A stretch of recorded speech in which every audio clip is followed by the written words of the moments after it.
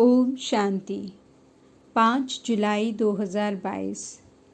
मीठे प्यारे बाबा के आज के मधुर महावाक्य।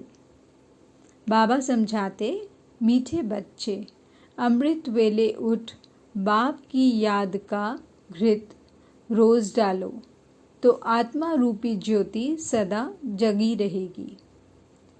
प्रश्न, कौन सा एक कर्तव्य बच्चों का है, बाप का नहीं? उत्तर, बच्चे कहते हैं, बाबा फलाने संबंधी की बुद्धि का ताला खोलो।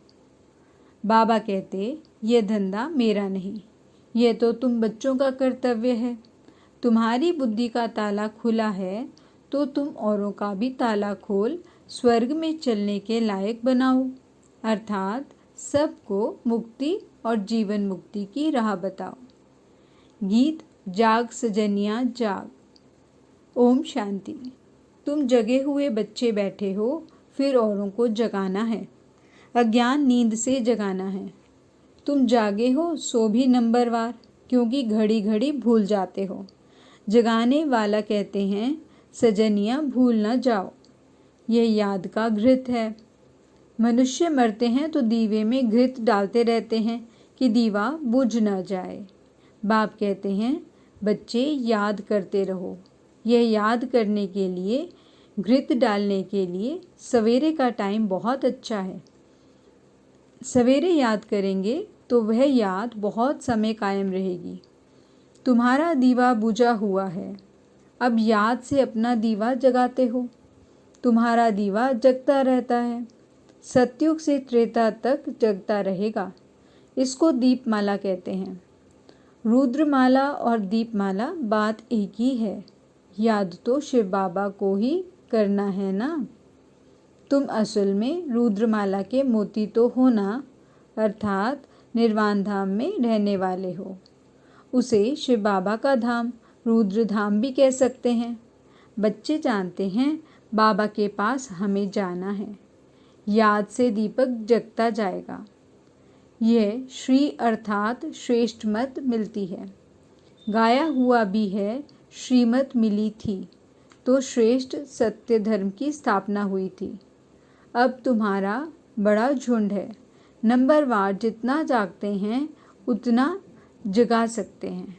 दीवे को जगाने के लिए सवेरे उठना पड़ता है, घृत डालना पड़ता है, इसमें कोई तकलीफ नहीं।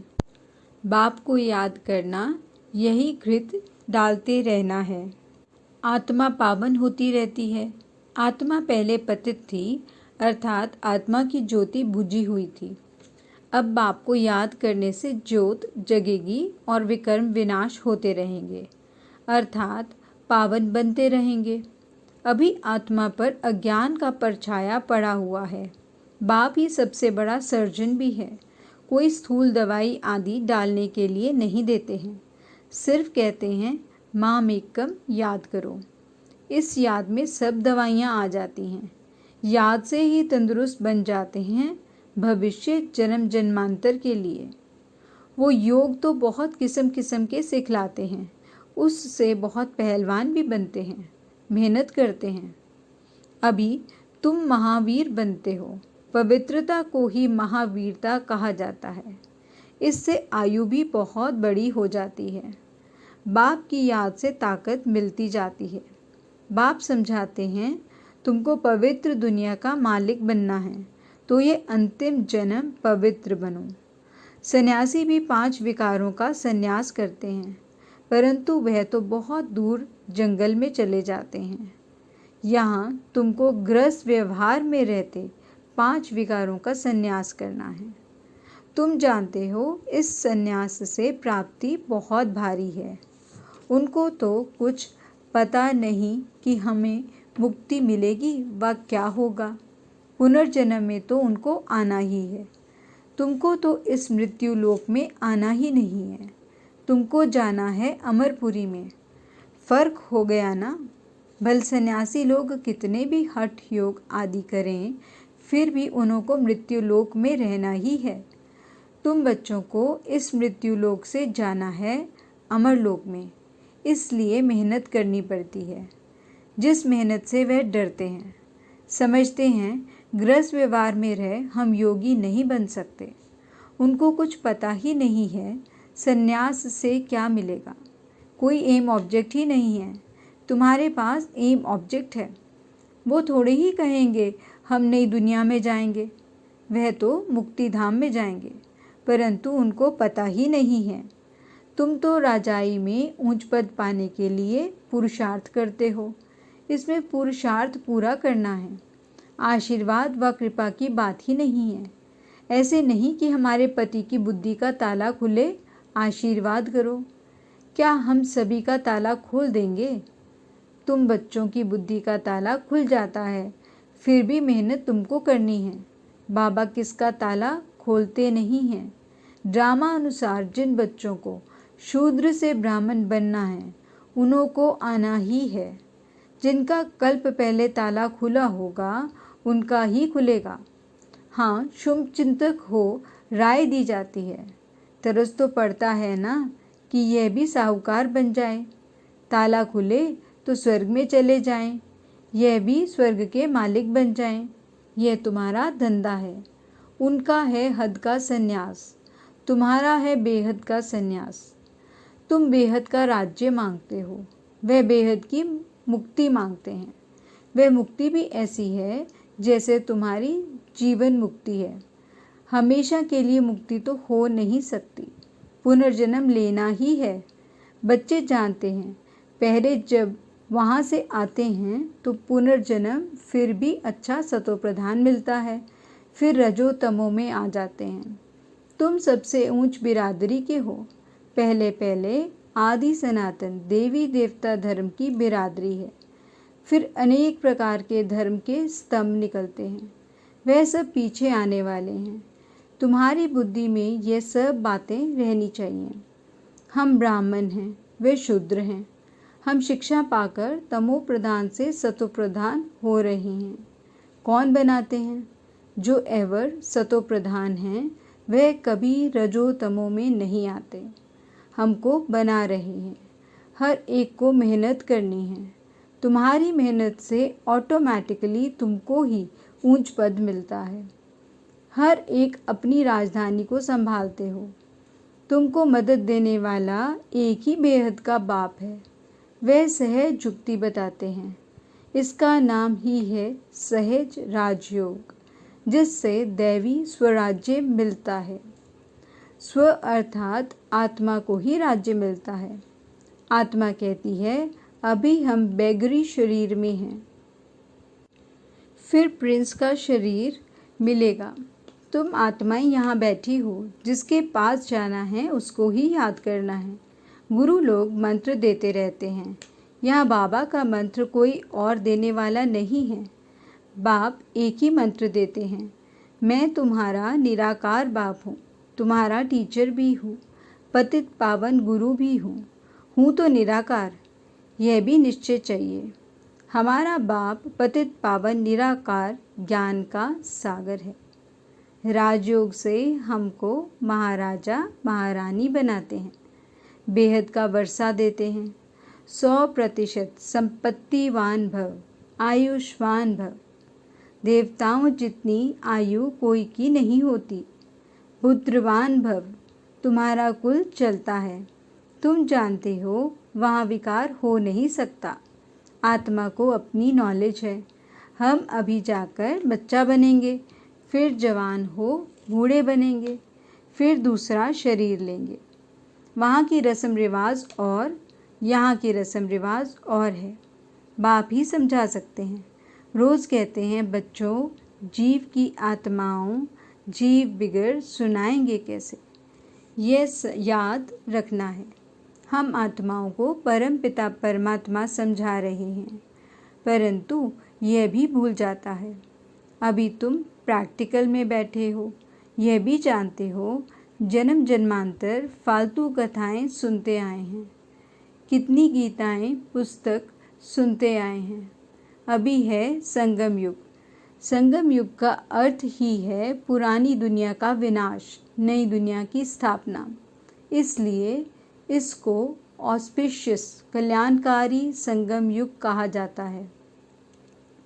संगम युग को भूलने से अपनी राजधानी को भूल जाते हैं। भल तुम प्रदर्शनी आदि रखते हो, फिर भी कोई की बुद्धि में नहीं बैठता। इतना कहते हैं कि यहाँ ईश्वर को पाने की समझानी बहुत अच्छी है, बस यही नहीं समझते कि ईश्वर पढ़ाते हैं। कोई विरले को निश्चय बैठता है जो कहते कि बरोबर ठीक है। हम भी समझते हैं पढ़ाने वाला परमपिता परमात्मा है। जैसे भीष्म पितामह आदि ने पिछाड़ी में माना है कि परमात्मा इन्हों को पढ़ाते हैं। पिछाड़ी में ये ज्ञान आएगा। भल प्रदर्शनी में हजारों आते हैं, परंतु ये किसको भी समझ में नहीं आता कि तुमको निराकार परम पिता परमात्मा पढ़ाते हैं। कहते हैं ये बात हमको समझ में नहीं आती, निराकार कैसे पढ़ाएंगे। अच्छा, हम आकर समझेंगे कहकर फिर आएंगे नहीं, ऐसे भी होते हैं। कितना तुम समझाते हो, चलो हम तुमको स्वर्ग की बादशाही दें तो भी मानते नहीं। सैपलिंग लगती है। बाप समझाते हैं तुमको भक्तों को समझाना सहज होगा। तुम सर्वव्यापी कहते हो तो पूजते क्यों हो? यह तो जड़ है, तुम तो चैतन्य हो, तुम बड़े हो गए ना। समझाना है बेहद का बाप तो एक ही है, उनकी ही महिमा है। वह मनुष्य सृष्टि का बीज रूप पतित पावन है। दुनिया पतित है, उनको पतित से पावन बनाने वाला एक ही बाप है। ज़रूर संगम पर ही आता होगा। अब आए हैं, कहते हैं मुझे याद करो तो तुम्हारे विकर्म विनाश होंगे। गीता में अक्षर हैं, परंतु कृष्ण का नाम लिखने से बुद्धि ठहरती नहीं है। तुम जानते हो ये ज्ञान है बहुत सहज, परंतु विघ्न पड़ते रहते हैं। मित्र संबंधी आदि सब विघ्न डालेंगे।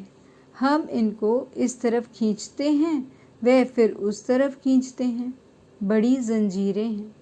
बाप समझाते हैं ये कैसे हो सकता है। शिव बाबा तो ज्ञान का सागर, सुख का सागर है।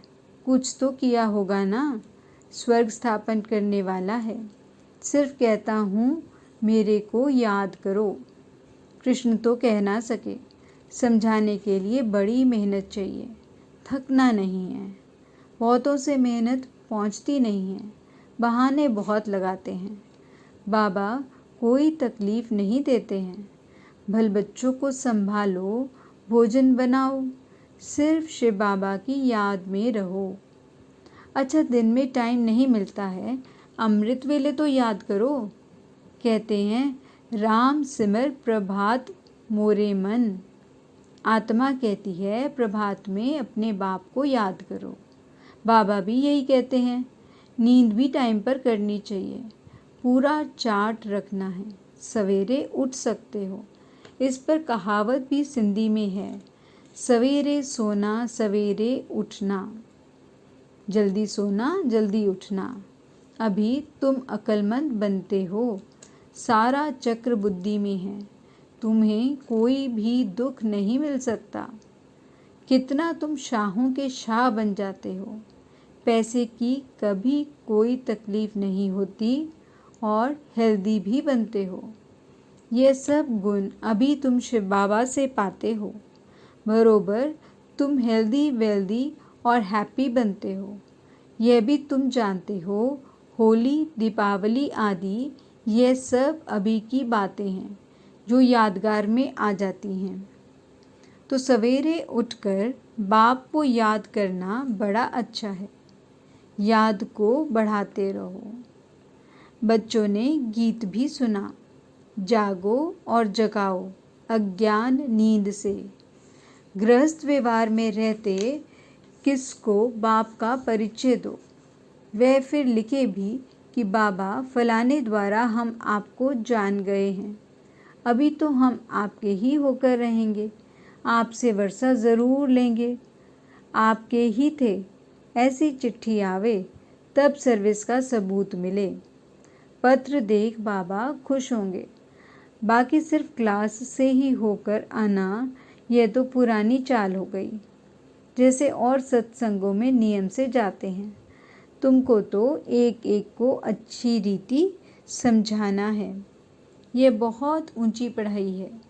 ये ज्ञान सागर से कितनी अच्छी नॉलेज मिलती है। मेहनत चाहिए समझाने की। अच्छा, मीठे मीठे सिकीलदे बच्चों प्रति माता पिता बाप दादा का याद प्यार और गुड मॉर्निंग। रूहानी बाप की रूहानी बच्चों को नमस्ते। धारणा के लिए मुख्य सार। पहला पॉइंट, याद का अभ्यास बढ़ाना है। इस यात्रा में कभी थकना व बहाना नहीं देना है। याद का पूरा पूरा चार्ट रखना है। भोजन भी शिव बाबा की याद में बनाना व खाना है। दूसरा पॉइंट, बुद्धि से बेहद का संन्यास करना है। इस छीछी दुनिया को बुद्धि से त्याग देना है। बाप द्वारा जो मंत्र मिला है वही सबको देना है। जगे हैं तो जगाना भी है। वरदान, हर सेकंड हर कदम श्रीमत पर एक्यूरेट चलने वाले ईमानदार वफादार भव। हर कर्म में श्रीमत के इशारे प्रमाण चलने वाली आत्मा को ही ऑनेस्ट अर्थात ईमानदार और वफादार कहा जाता है। ब्राह्मण जन्म मिलते ही दिव्य बुद्धि में बाप दादा ने जो श्रीमत भर दी है, ऑनेस्ट आत्मा हर सेकंड हर कदम उसी प्रमाण एक्यूरेट चलती रहती है। जैसे साइंस की शक्ति द्वारा कई चीज़ें इशारे से ऑटोमेटिक चलती हैं, चलाना नहीं पड़ता। चाहे लाइट द्वारा चाहे वाइब्रेशन द्वारा स्विच ऑन किया और चलता रहता है। ऐसे ही ऑनेस्ट आत्मा साइलेंस की शक्ति द्वारा सदा और स्वतः चलते रहते हैं। स्लोगन, जहाँ चिंता है वहाँ चैन नहीं हो सकता है। अच्छा, ओम शांति।